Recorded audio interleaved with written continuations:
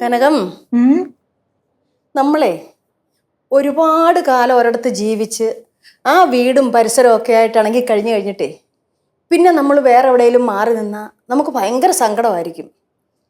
കുറച്ച് ദിവസം മാറി നിൽക്കുന്നത് പോലല്ലല്ലോ. ഇപ്പം എൻ്റെ കാര്യം തന്നെ നോക്ക്.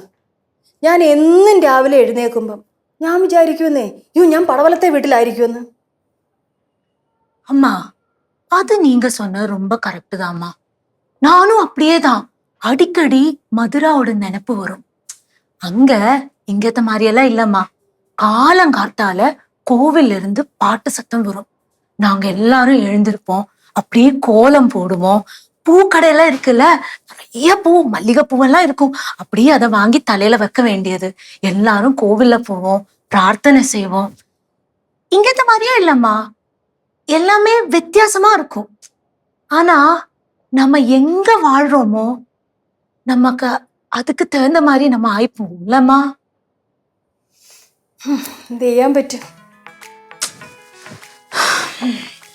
ലോകമേ തറവാടായി കണ്ടു കഴിഞ്ഞാൽ പിന്നെ പ്രശ്നമൊന്നുമില്ലല്ലോ. ഈ ഒരു സ്ഥലത്ത് ജനിച്ച് അവിടെ തന്നെ മരിച്ചു വീഴണം എന്ന് ആർക്കും നമ്മൾ വാക്കൊന്നും കൊടുത്തിട്ടില്ലല്ലോ. മാറി മാറി താമസിക്കണമെന്ന് ആർക്കെങ്കിലും വാക്ക് കൊടുത്തിട്ടുണ്ടോ? അമ്മൂമ്മയ്ക്ക് ഇപ്പൊ എന്താണ് പ്രശ്നം? അമ്മൂമ്മയ്ക്ക് പടവലത്ത് പോണോ? അങ്ങനെയാണെങ്കിൽ അമ്മൂമ്മ പോക്കോ ആരെങ്കിലും പിടിച്ചു വെച്ചിട്ടുണ്ടോ? ഓ, അങ്ങോട്ട് പോയേച്ചാ മതി. ഞാൻ പോയി കഴിയുമ്പോഴത്തേനെ പിന്നെ നിനക്കൊക്കെ പോതിച്ച പാടാവുമല്ലോ. അമ്മൂമ്മ, ഞങ്ങൾ അങ്ങനെ എട്ടുമുട്ടും തിരിയാത്ത പിള്ളേരൊന്നും അല്ല. പിന്നെ അമ്മൂമ്മയ്ക്ക് ഒരു വിചാരമുണ്ട്, അമ്മൂമ്മയാണ് ഈ ലോകം നിയന്ത്രിക്കുന്ന ആളെന്ന്. കനകം, നമ്മളോട് മനസമാധാനത്തോടെ വർത്താനം പറഞ്ഞുകൊണ്ട് നിൽക്കുമായിരുന്നു. ലച്ചു വന്ന് കേറി അന്തരീക്ഷം വഷളായോ? ലച്ചു ഇങ്ങോട്ട് വന്ന് കേറി കഴിഞ്ഞ അവിടെ കലാപം ഉണ്ടാവും. കലാപം ഉണ്ടാവുന്ന നിങ്ങൾ എന്തെങ്കിലും ചെയ്ത് സഹായിക്കാന്നും പറഞ്ഞ് നല്ല മനസ്സോടെ കയറി വന്നതാ. സത്യം പറഞ്ഞ ഇങ്ങോട്ട് വന്ന എന്നെ വേണം ചാട്ടവാറിനടിക്കാൻ. അടിക്കണം, പക്ഷെ അടിക്കുന്നതിന് മുമ്പ് എന്ത് ചെയ്യണമെന്ന് അറിയാമോ? ആ ചാട്ടവാർ ഇങ്ങോട്ട് എടുത്തിട്ടേ അതിനടുത്ത് ഇങ്ങനെ മുളപൊടി തേക്കണം, എന്നിട്ട് അടിക്കണം. അതാ വേണ്ടുന്നേ. அம்மா, என்னம்மா இது? நீங்க ரெண்டு பேரும் போன ஜென்மத்துல அம்மாயம்மா மருமகளா? ആയിരുന്നു അമ്മായിയമ്മയും മരുമോളും ആയിരുന്നു. എന്താ ഇവിടെ ഒരു ബഹളം? നിനക്ക് എന്താ വേണ്ടേ? ഒന്ന കാര്യം പറയാം. വണ്ടി വർക്ക്ഷോപ്പിൽ കൊടുത്തു. ഈ വണ്ടിക്ക് എന്ത് പറ്റി? ഞാൻ പറഞ്ഞില്ലായിരുന്നോ? ഇല്ല. മറന്നുപോയാ?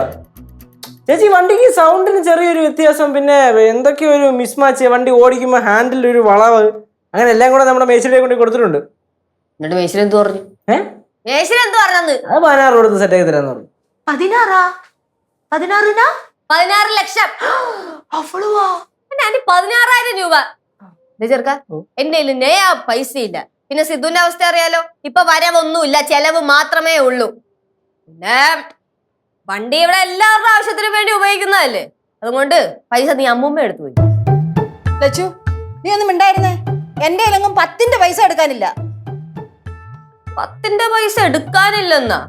കയ്യില് കാണൂലായിരിക്കും, പക്ഷെ പടവലത്തെ കോപ്പറേറ്റീവ് സൊസൈറ്റിയിൽ ഉണ്ടാവുമല്ലോ പൈസ. പിന്നെ അവിടെ അങ്ങ് വെച്ചേക്കുമല്ലയോ? അത് മഞ്ഞ് കണ്ടോണ്ടിരിക്കുവന്നോ? അവിടെ 500 രൂപ അവിടെ അക്കൗണ്ട് ഇതായി പോവാതിരിക്കാൻ വേണ്ടിട്ട് കിടപ്പുണ്ട്. അത്ര അല്ലാതെ വേറെ ഒരു 5ന്റെ പൈസ ഇല്ല.